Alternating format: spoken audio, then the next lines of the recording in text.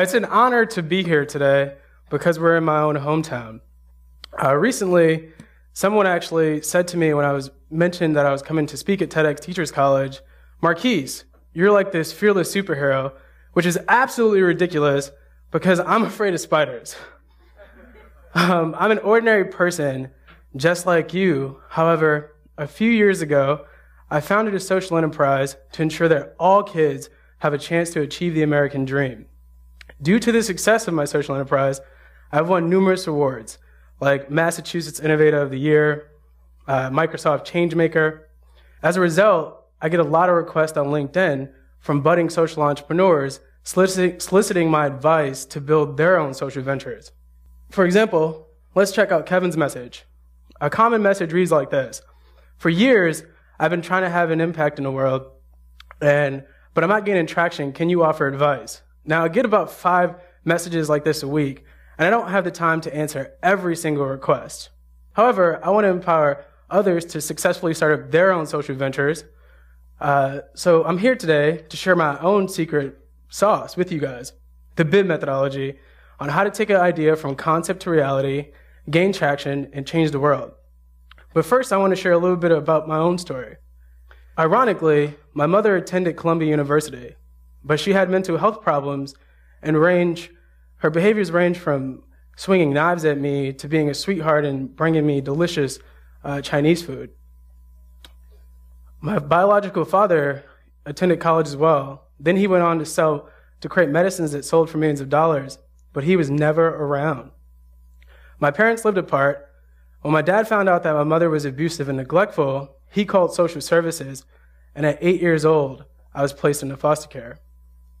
I bounced around from home to home to home because my aunt, Peggy, was going to adopt me, but she contracted cancer and passed away.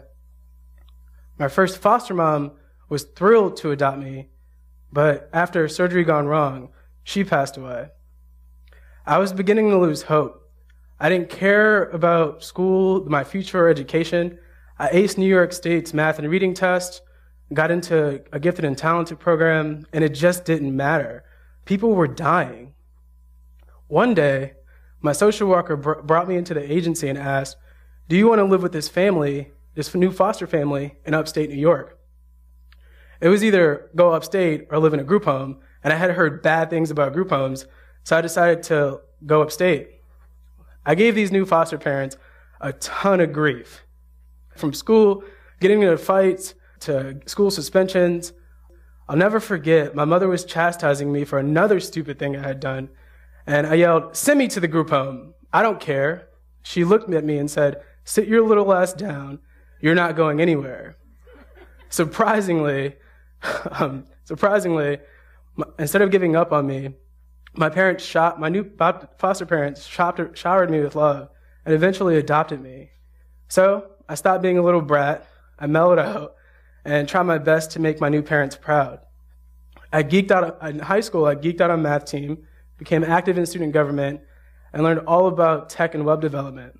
I also joined junior ROTC, which forever changed the way I view success, personal success. I'll never forget, freshman year I participated in boot camp at West Point. It was definitely not band camp. It was intense physical training from sunup to sundown. One day in boot camp, one of my buddies fell asleep, and the Marine sergeant made the 2 kids that didn't wake him up run around trying to put the geese into formation, which was absolutely hilarious. While hilarious at the moment, this taught me a very important message, that in order to succeed here, we needed to care not only about ourselves, we needed to care about the success of our fellow cadets. So another time during boot camp, a cadet was tired, cold, wet, and couldn't keep going during an orienteering map and compass event. So I slung him on my back, ran through the woods for about a half an hour in the rain. I won Honor Cadet in boot camp because I genuinely learned to care about the success of my fellow cadets.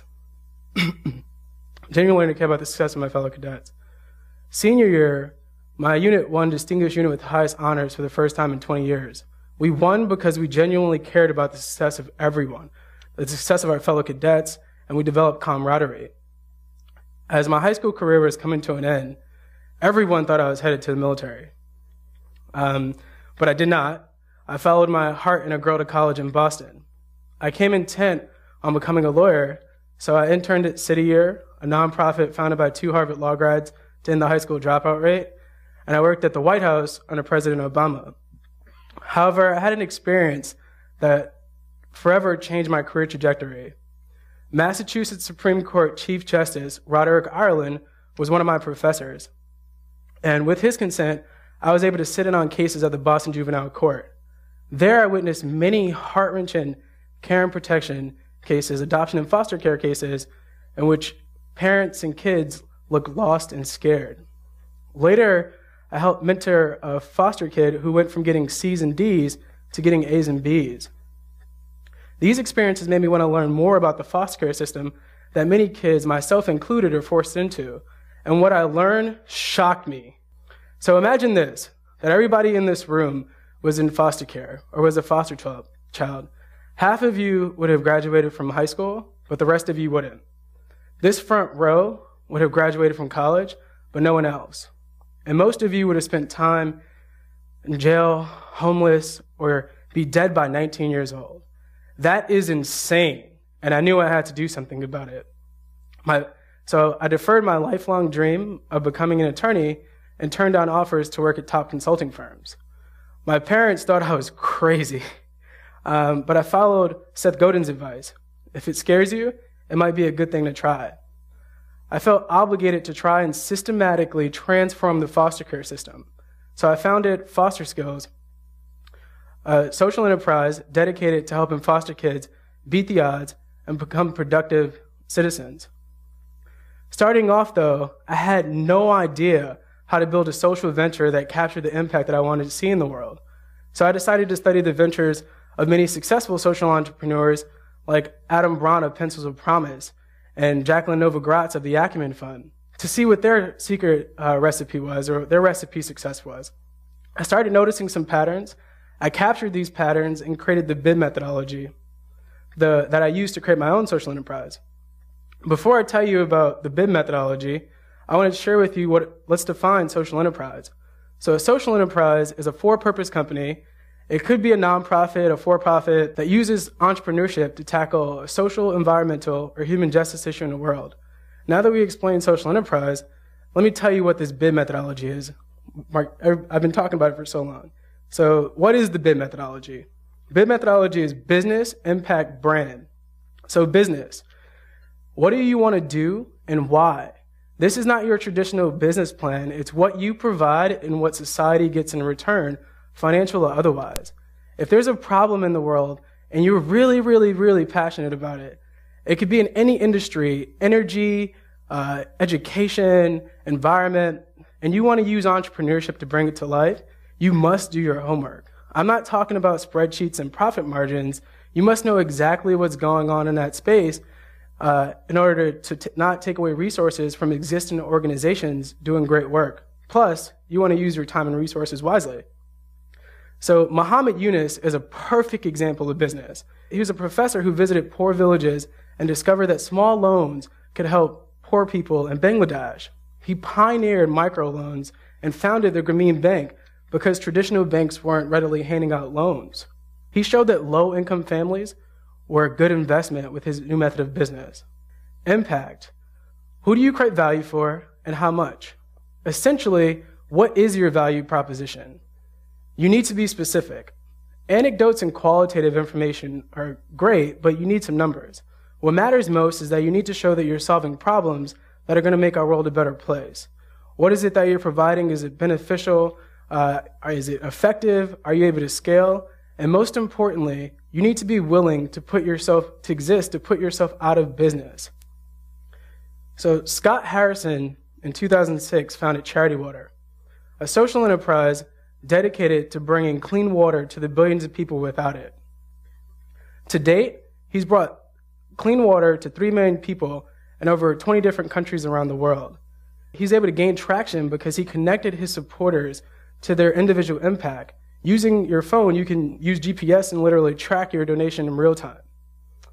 Once he accomplishes his goal of bringing clean water to the billions of people without it, he will literally be putting himself out of business. Brand. Who champions you, and are they credible? Your brand is not just your logo.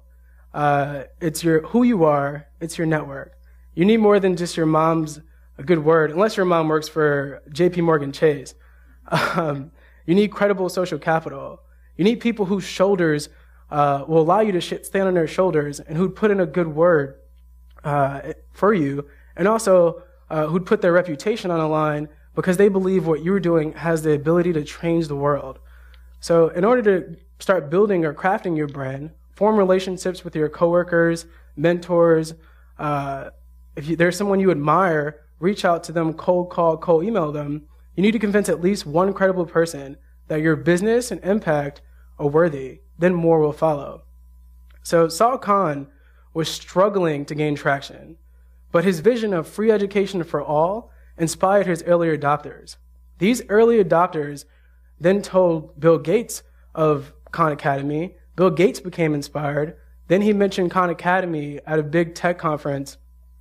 Then Khan Academy started to gain traction, raise funding. Now we see Sal Khan on all of these Bank of America commercials. We see him on Forbes magazine, and many of us probably use his platform. Sal Khan, Scott Harrison, and Muhammad Yunus seem like extraordinary people, but they're not. They're ordinary people who saw a problem and wanted to do something about it. They became super successful social entrepreneurs, and you can too. If you use the BID methodology, you're able to sell potential supporters with digestible pieces of information like your business, like your impact, like your brand. In addition, you will also win hearts and minds, which will help you to gain traction and raise funding. You will also jump in to building a successful social enterprise by using a methodology that many successful social entrepreneurs have already used. Now I want to use BIB in a couple of case studies with my own nonprofit, Foster Skills. So at Foster Skills, we're in the business of helping foster kids to beat the odds because we believe that every kid deserves a chance in this world. We do this by teaching kids soft and hard life skills, advocating on their behalf, creating awareness about the issues facing kids in foster care, innovating government's approach, and ultimately creating a system of support. Our impact at Foster Skills is straightforward. To date, we've worked with 500 kids in foster care, put on 100 how-tos. We've informally helped 17 foster kids get jobs, and we've developed a workforce development program with the mentorship of Year Up. In addition, with Northeastern University professors, we held 2 social protests and successfully advocated for 3 bills in 2 years. And also, we leveraged the innovation economy and new technologies to build a web portal of resources for kids in foster care, all the while highlighting on our Chronicles of Youth in Action blog what successful foster youth are doing. We were able to build our brand by having credible supporters. For example, my fraternity brother introduced me to City Councilor Tito Jackson when he was first running for office. When he won, he took me to exclusive networking events, and I met a ton of people who provided a lot of support and were super helpful. Now, I also cold called, cold emailed, and not so quite randomly ran into a lot of people at events. Now we have supporters like Microsoft, the Case Foundation, Frank and Oak, and many folks who believe that foster skills because they believe that every kid should have a chance in the world. Now, I showed you an example of my own service-focused social enterprise, but I want to show you an example with a traditional product-focused social enterprise. Emily and Betsy Nunez grew up in a military family. They're my friends. Emily participated in college ROTC. She learned that the veteran unemployment rate in the U.S. was twice that of the U.S. national average. So she talked to her sister, and they developed Sword and Plow, which is in the business of selling fashionable materials and items that's made from recycled military materials and hires U.S. military veterans through their sourcing and manufacturing. Since launching in April 2013, they've had an incredible impact. They've recycled over 15,000 pounds of military surplus. generated over $400,000 in sales, 10% of which is donated to military veteran organizations here in the U.S. And more importantly, they created 36 part and full-time jobs here for military veterans in the U.S., which is incredible. They were able to build momentum and build their brand by pitching to anyone who listened. As a result, they gained credible supporters like Tom's, Mass Challenge, the White House, and me, who believe that our military veterans here in the U.S. deserve our support, more support. Emily has been building this company while on active duty in Afghanistan. She had to do it now because her tomorrow is not guaranteed, and we should all be thinking that way. There are 860,000 seconds in a day. In my view, life is too short to build things that don't matter. The world is abundant with problems, but we all have the ability to help and try to solve at least one. Whether it's building new technologies that optimize everyday living, helping to find a cure to cancer, ending hunger, or even just making someone smile. We have the power to change the world. Dropbox co-founder once said that the happiest and most successful people I know don't just love what they do, they're obsessed with solving a problem, something that matters to them. They remind me of a dog chasing a tennis ball. Their eyes go a little crazy, the leash unsnaps, and they go bounding off, plowing into whatever gets in the way. So if you have an idea to make the world a better place, instead of emailing me on LinkedIn, use the BID methodology and bring it to life. Thank you.